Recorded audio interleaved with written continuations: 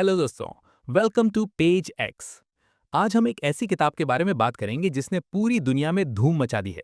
इस किताब का नाम है Ikigai, the Japanese secret to a long and happy life, जिसे हेक्टर गार्सिया और फ्रांसिस्को मिरालिस ने लिखा है। क्या आपने कभी सोचा है कि जापान के लोग इतनी लंबी और खुशहाल जिंदगी कैसे जीते हैं? वहाँ के लोग 100 साल से ज्यादा उम्र तक ना सिर्फ जिंदा रहते हैं, बल्कि सेहतमंद और एक्टिव भी रहते हैं। इसका राज छिपा है एक छोटे से शब्द में, इकिगाई। दोस्तों, अक्सर हम सुबह उठते हैं और पहला काम जो करते हैं वो है अपने फोन का अलार्म स्नूज करना। हम बिस्तर से उठना नहीं चाहते क्योंकि हमें लगता है कि आज फिर वही पुराना दिन, वही बोरिंग काम और वही भागदौड़ शुरू होने वाली है। लेकिन क्या आपने कभी किसी ऐसे इंसान को देखा है जो सुबह 4 बजे उठता है और उसके चेहरे पर एक अजीब सी चमक और सुकून होता है? वो इसलिए नहीं उठता क्योंकि उसे किसी ने मजबूर किया है, बल्कि इसलिए उठता है क्योंकि उसके पास उठने की एक वजह है। जापान में इसी वजह को इकिगाई कहते हैं। इकिगाई का मतलब होता है सुबह उठने की वजह या जिंदगी का मकसद। जापान के लोग मानते हैं कि हर इंसान के अंदर एक इकिगाई होता है, बस उसे ढूंढने की देर है। जब आपको अपनी इकिगाई मिल जाती है तो आपकी जिंदगी में एक सुकून और एक दिशा आ जाती है। ये सिर्फ कोई बड़ा मकसद नहीं है, जैसे दुनिया बदलना या करोड़पति बनना। ये बहुत छोटी चीज भी हो सकती है। जैसे एक माँ के लिए उसके बच्चे का मुस्कुराता हुआ चेहरा उसकी इकिगाई हो सकती है, या एक आर्टिस्ट के लिए उसकी अगली पेंटिंग। इस किताब के ऑथर्स ने जापान के एक छोटे से गांव ओकिनावा का सफर किया। ओकिनावा को ब्लू जोन कहा जाता है। दुनिया में कुछ ऐसी जगह है जहां लोग बाकी दुनिया के मुकाबले बहुत ज्यादा जीते हैं, उन्हें ब्लू जोन्स कहते हैं। ओकिनावा उनमें से एक है। ऑथर्स ने वहां देखा कि 100-100 साल के बुजुर्ग खेत में काम कर रहे हैं, दोस्तों के साथ हंस रहे हैं और उन्हें कोई बड़ी बीमारी नहीं है। जब उनसे पूछा गया कि आपकी लंबी जिंदगी का राज क्या है, तो उन्होंने कहा, हमें कभी फुर्सत ही नहीं मिलती बूढ़ा होने की। ओकिनावा के लोगों की डिक्शनरी में रिटायरमेंट जैसा कोई शब्द ही नहीं है। हमारे यहाँ लोग 60 साल के होते ही सोचते हैं कि अब तो बस बैठकर वक्त गुजारना है, लेकिन जापान में लोग मरते दम तक एक्टिव रहते हैं। वो कहते हैं कि अगर आपने काम करना छोड़ दिया तो आपका शरीर और दिमाग दोनों ही सुस्त पड़ जाएंगे। उनका मकसद उन्हें जिंदा रखता है। वहां के बुजुर्गों से जब पूछा गया कि आप रिटायर क्यों नहीं होते, तो उनका जवाब था, रिटायर किससे होना, हम वो काम कर रहे हैं जो हमें पसंद है, तो हम थकते ही नहीं। अब सवाल ये है कि हम अपनी इकिगाई कैसे ढूंढे? किताब में इकिगाई के 4 बड़े पिलर्स बताए गए हैं। इन्हें आप 4 सर्कल्स की तरह समझ सकते हैं, जो एक दूसरे को काटते हैं।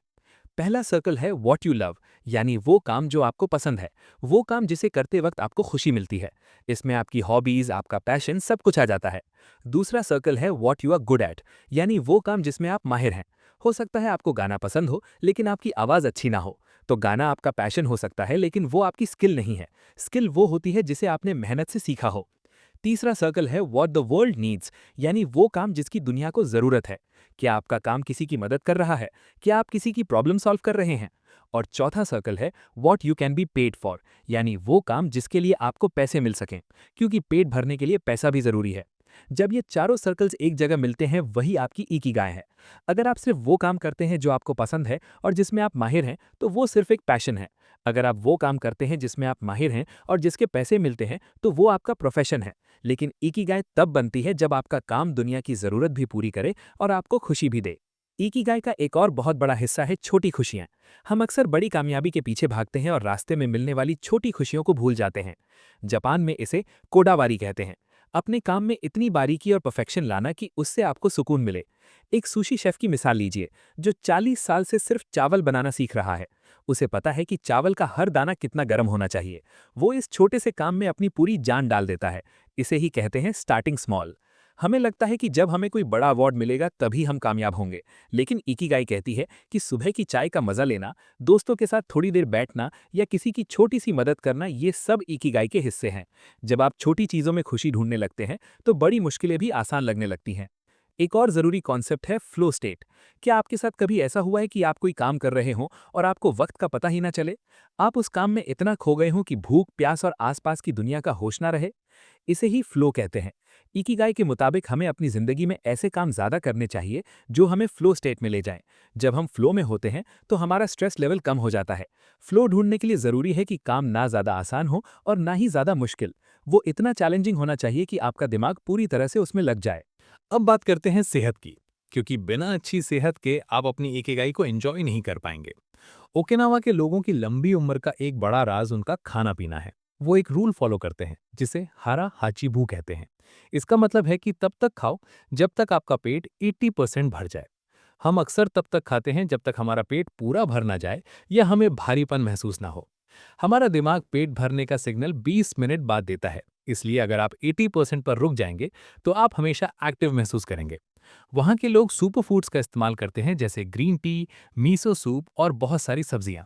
लेकिन सबसे ज़रूरी बात यह है कि वो खाना खाते वक्त सिर्फ खाना खाते हैं। वो टीवी नहीं देखते, फ़ोन नहीं चलाते, वो हर निवाले का मज़ा लेते हैं। इसे कहते हैं माइंडफुल ईटिंग। इसके साथ ही वहाँ के लोग मोआई बनाते हैं। मोआई का मतलब है दोस्तों का एक ऐसा ग्रुप जो हर मुश्किल में एक दूसरे का साथ देता है। ओकिनावा में लोग अकेले नहीं रहते। वो शाम को मिलते हैं, चाय पीते हैं, बातें करते हैं और एक दूसरे की मदद करते हैं। लोनलीनेस यानी अकेलापन इंसान को अंदर से खत्म कर देता है, लेकिन एक अच्छा सोशल सर्कल आपको लंबी जिंदगी देता है। उनका मानना है कि अगर आपके पास 5 ऐसे दोस्त हैं जिन पर आप आंख बंद करके भरोसा कर सकते हैं, तो आप दुनिया के सबसे अमीर इंसान हैं। एक दिलचस्प कहानी सुनाता हूँ जो जापान के एक बुजुर्ग की है। उनका नाम था जीरो ओनो। जीरो दुनिया के सबसे बड़े सुशी एक्सपर्ट माने जाते हैं। उनकी एक छोटी सी दुकान है टोक्यो के एक मेट्रो स्टेशन के अंदर, लेकिन वहाँ खाने के लिए लोग महीनों पहले बुकिंग कराते हैं। जीरो 90 साल से ज्यादा के हैं, लेकिन वो आज भी हर रोज दुकान पर जाते हैं। उन्होंने कहा, मैं हर रोज वही काम करता हूँ, लेकिन हर रोज मैं उसे कल से बेहतर करने की कोशिश करता हूँ। जीरो के लिए सुशी बनाना सिर्फ एक जॉब नहीं है, वो उनकी इकिगाई है। उन्हें उस काम में सुकून मिलता है। उनका बेटा भी उनके साथ काम करता है और वो भी वही सीख रहा है। ये क्राफ्ट्समैनशिप की परंपरा ही जापान की ताकत है। ये इकिगाई का कॉन्सेप्ट हर किसी के लिए है। अगर आप एक स्टूडेंट हैं तो सिर्फ मार्क्स के पीछे मत भागिए। ये देखिए कि कौन सा सब्जेक्ट आपको फ्लो में ले जाता है। क्या आपको मैथ्स सॉल्व करते वक्त वक्त का पता नहीं चलता, या शायद हिस्ट्री की कहानी आपको पसंद है। अपनी नेचुरल इंक्लिनेशन को पहचानिए। अगर आप वो काम करेंगे जो आपको पसंद है, तो आप कभी थकेंगे नहीं। अगर आप जॉब करते हैं और आपको लगता है कि आपका काम बोरिंग है, तो उसमें कूड़ावारी ढूंढिए। अपने काम को इतनी सफाई से कीजिए कि आपको खुद पर गर्व हो। छोटी छोटी इंप्रूवमेंट्स ही आपको खुशी देंगी। हो सकता है आप एक अकाउंटेंट हो, तो कोशिश कीजिए कि आपकी फाइल सबसे साफ और ऑर्गेनाइज्ड हो। वो छोटी सी परफेक्शन ही आपकी इकिगाई बन जाएगी। अगर आप एक हाउसवाइफ हैं, तो याद रखिए कि आपका काम सबसे मुश्किल और सबसे ज़रूरी है। घर को एक मंदिर बनाना, बच्चों की परवरिश करना और परिवार को जोड़ के रखना भी एक बहुत बड़ी इकिगाई है।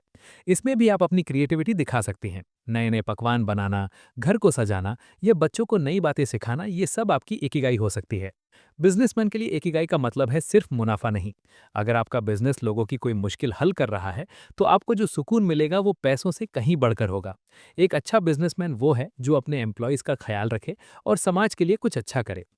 दोस्तों, हम अक्सर सोचते हैं कि जब हमें बड़ी नौकरी मिल जाएगी या जब हमारी शादी हो जाएगी या जब हम घर खरीद लेंगे, तब हम खुश होंगे। इसे फोकसिंग इल्यूजन कहते हैं। हम किसी एक चीज पर इतना फोकस कर देते हैं कि हमें लगता है वही खुशी का रास्ता है, लेकिन सच ये है कि खुशी रास्ते में है, मंजिल में नहीं। जापान में एक और कॉन्सेप्ट है, वाबी साबी, यानी अधूरी और पुरानी चीजों में खूबसूरती ढूंढना। जिंदगी परफेक्ट नहीं होती और वही उसकी खूबसूरती है। इकिगाई हमें सिखाती है कि रिजिलियंस यानी हर हाल में मुस्कुराते रहना कितना जरूरी है। जापान ने बहुत से मुश्किल वक्त देखे हैं, चाहे वो बड़े भूकंप हो या सुनामीज, लेकिन वहाँ के लोग हमेशा वापस खड़े हो जाते हैं। वो मानते हैं कि जिंदगी में उतार चढ़ाव तो आएंगे ही, लेकिन हमें अपने मकसद से जुड़े रहना चाहिए। वो कहते हैं, नाना कोरोबी या ओकी, यानी 7 बार गिरो तो 8 बार खड़े हो जाओ। आज मैं आपको कुछ सवाल देना चाहता हूं जिन पर आपको ठंडे दिमाग से सोचना है। वो कौन सा काम है जिसे करते वक्त मैं वक्त भूल जाता हूँ? मेरी ऐसी कौन सी स्किल है जिसे लोग पसंद करते हैं? क्या मेरा काम किसी की जिंदगी में बदलाव ला रहा है? क्या मैं अपने शरीर का ख्याल रख रहा हूँ ताकि मैं अपने मकसद को पूरा कर सकूं? क्या मेरे पास ऐसे दोस्त हैं जिनसे मैं दिल की बात कर सकता हूँ? जिंदगी बहुत छोटी है दोस्तों, और हम इसे अक्सर उन चीजों में गवा देते हैं जो हमें खुशी नहीं देती। इकिगाई कोई मंजिल नहीं है, ये एक सफर है। ये हर रोज की उन छोटी कोशिशों का नाम है जो हमें एक बेहतर इंसान बनाती है। तो आज से ही अपनी इकिगाई की तलाश शुरू करें। जरूरी नहीं कि आपको एक दिन में सब समझ आ जाए, बस छोटे कदम उठाइए, सेहत का ख्याल रखिए और अपने आसपास के लोगों से जुड़े रहिए। याद रखिए, आपकी इकिगाई आपके अंदर ही है, उसे किसी बाहर की दुनिया में ढूंढने की जरूरत नहीं है। बस थोड़ा वक्त निकालिए, अपने आप से बातें कीजिए और देखिए कि आपका दिमाग और दिल किस तरफ इशारा कर रहे हैं। जब आपको वो मिल जाएगी तो हर सुबह आपके लिए एक नई जिंदगी की तरह होगी। आपको किसी अलार्म की जरूरत नहीं पड़ेगी, आपकी इकिगाई ही आपको बिस्तर से उठाएगी। ओकिनावा के लोग कहते हैं कि जिंदगी एक फूल की तरह है, अगर आप उसे रोज पानी देंगे तो वो खिलेगा। वो पानी है आपका मकसद, आपकी मेहनत और आपका प्यार।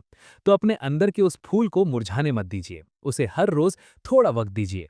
अगर वीडियो पसंद आए तो शेयर करें, चैनल को सब्सक्राइब करें और कमेंट में अपनी ओपिनियन ज़रूर बताएं। बुक का लिंक डिस्क्रिप्शन में दिया गया है। मिलते हैं नेक्स्ट वीडियो में। Bye bye.